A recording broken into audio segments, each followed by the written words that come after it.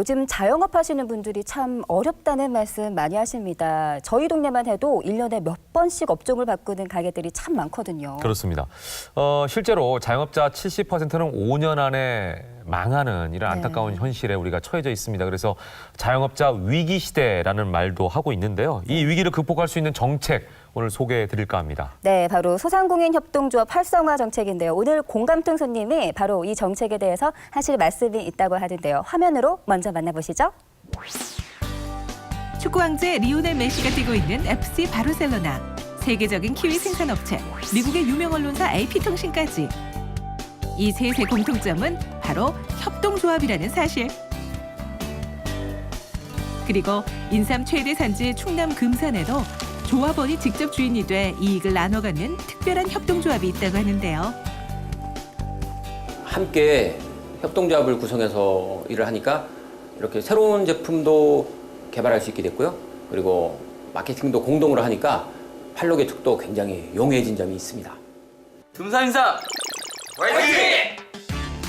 혼자가 아닌 우리였기에 가능했던 금산 인삼 협동조합을 소개합니다. 안녕하세요. 금산인삼 협동조합 대표로 나온 정원식입니다. 금산하면은 인삼이 많이 떠오르시죠?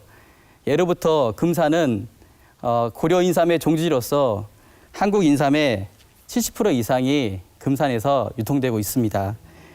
그러나 최근 치열한 경쟁 속으로 포화 상태에 이르렀고 인삼이 몸에 좋은 건 알지만 우리 실생활에 가까이 하기가 매우 힘든 것이 현실이 되었습니다.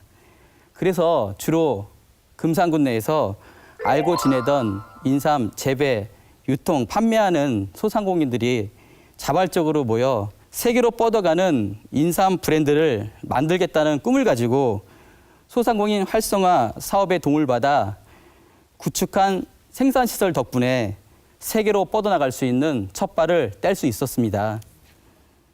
소상공인 협동조합 지원 정책이 더 발전되어 소상공인들의 성장과 더불어 저희들의 꿈도 함께 키워나갈 수 있었으면 좋겠습니다. 지금까지 금산인삼 협동조합 대표 정원식이었습니다. 감사합니다. 네, 공감통 오늘의 주인공 정원식 대표님을 모시겠습니다. 어서 오십시오. 어서 오세요. 네, 반갑습니다. 네, 그리고 소상공인시장진흥공단 대정충청지역본부 마연식 본부장님 모시고 오늘 또 자세한 얘기 나눠보도록 하겠습니다. 안녕하세요. 어서 오십시오. 반갑습니다. 네, 안녕하십니까. 마연식입니다. 네. 자, 앞에서 우리가 이제 이야기를 들어봤어요. 보니까 소상공인 협동조합 활성화 정책이라는 표현을 썼는데 이게 정확히 뭔지 좀 설명을 해주셔야 될 것 같아요. 네, 소상공인 협동조합 활성화 사업은 지난 2012년 11월 1일부터 기획재정부 소관 협동조합 기본법에 근거하여 소상공인이 5명 이상이 모여 네. 공동이익을 실현하면 협동조합을 설립하는데 지원하는 그런 정책입니다. 근데 이걸 하려면 이제 최소 인원은 5명은 네.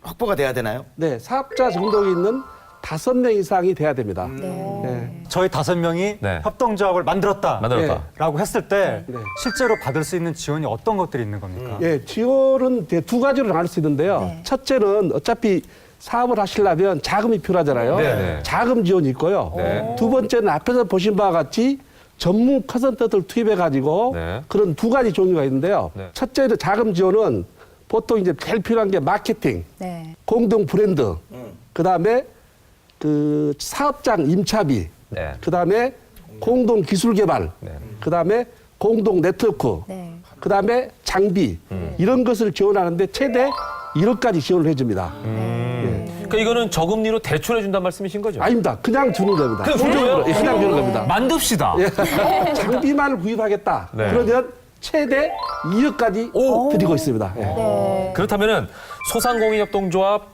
활성화 사업 지원을 신청하려면 어떻게 해야 되는지 굉장히 궁금해요. 네, 이게 성공적으로 되다 보니까요. 네. 금년 2015년 예산이 약 325억이 지금 증액이 됐어요. 그래서 이거 소진시까지 저희가 접수를 받고 있습니다, 지금. 오늘 소개해드린 소상공인 협동조합 활성화 정책 더 관심을 가지고 한번 살펴보시고 또 신청해 보시면 좋을 것 같다는 생각도 전해드립니다. 소금 나트륨이죠. 그래서 나트륨과 건강에 대해서 오늘 살펴보도록 하겠습니다. 자, 세 분 모셨는데요. 먼저 청주 한국병원 가정의학과 김은기 과장님, 그리고 한국식품 커뮤니케이션 포럼 박태균 회장님, 한국건강증진개발원 오유진 영양학 박사님, 이렇게 세 분 오셨습니다. 어서 오십시오. 반갑습니다. 감사합니다.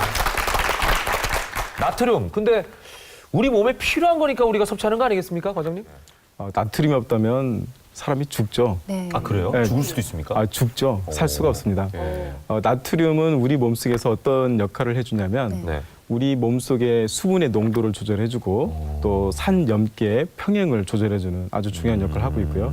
우리가 먹고 있는 음식 중에서 포도당이나 단백질 네. 이런 음식들은 소장에서 흡수가 되는데 네. 이 나트륨 펌프라는 게 있어요. 네. 근데 그게 있어야지 흡수가 됩니다. 네. 그러다 보니까 이렇게 꼭 필요한 건데도 사실은 근데 이 필요한 양이 굉장히 적습니다. 이것 때문에 굳이 많이 먹을 필요는 없는 거죠. 오히려 병을 키우게 되는 거죠. 우리 한국인의 나트륨에 대한 인식 어떻게 볼 수 있을까요? 예, 인식이 굉장히 낮죠. 저기 실제로 식품의약품안전처가 조사를 해봤는데, 예를 들면 그 세계보건기구가 2mg, 그러니까 2g까지 나트륨을 먹을 수 있다 하루에 그렇게 얘기를 했거든요.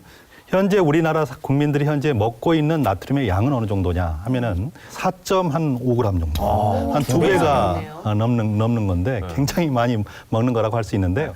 자, 그래서 OX 퀴즈를 통해 좀 더 자세하게 알아보도록 하겠습니다. 네.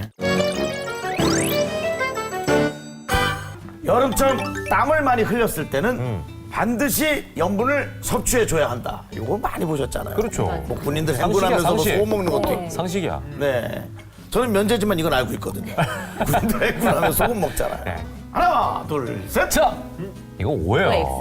왜냐면 우리 땀 많이 흘리면 그 정제소금이라고 해서 이렇게 조그만 거 줘요. 콩알 같은 거 먹으라고 일부러. 정답은 X. 소금 먹는 게 아니래. 네, 그 이유가 뭐냐면요. 땀에 대한 성분을 정확하게 분석을 하면 99%가 물이에요. 예? 99%가 물이고 1% 속에 뭐가 들어있느냐면 나트륨, 또 어려운 말로 요소, 크리아틴, 뭐 전해질. 만약에 소금물을 먹으면 어떻게 되겠느냐? 네. 우리가 이렇게 땀을 흘린 상태에서 혈액 상태는 굉장히 끈적끈적한 상태가 있는 상태인데 네네. 그 상태에서 소금물을 먹으면 네. 더 끈적끈적해지는 거죠.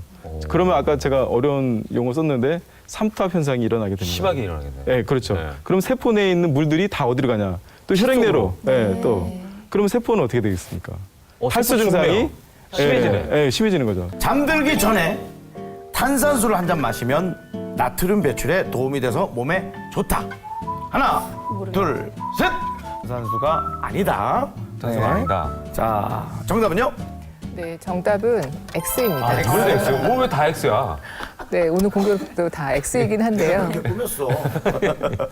잠자리에 들기 전에 물을 마시는 거는 분명히 나트륨을 희석시키는 데 도움이 되는데 네. 탄산수 같은 경우에는 복부에 가스를 풍만시켜가지고 오히려 더 복부 풍만감을 복부 불쾌감을 더 느낄 수 있습니다. 네. 그다음 나트륨을 몸 밖으로 배출하는 데 가장 좋은 거는 칼륨인데요. 아까 언급하셨듯이 나트륨 칼륨 펌프를 통해서 칼륨의 섭취가 많다라고 한다면은 우리 몸 밖으로 나트륨이 배출될 수가 있습니다.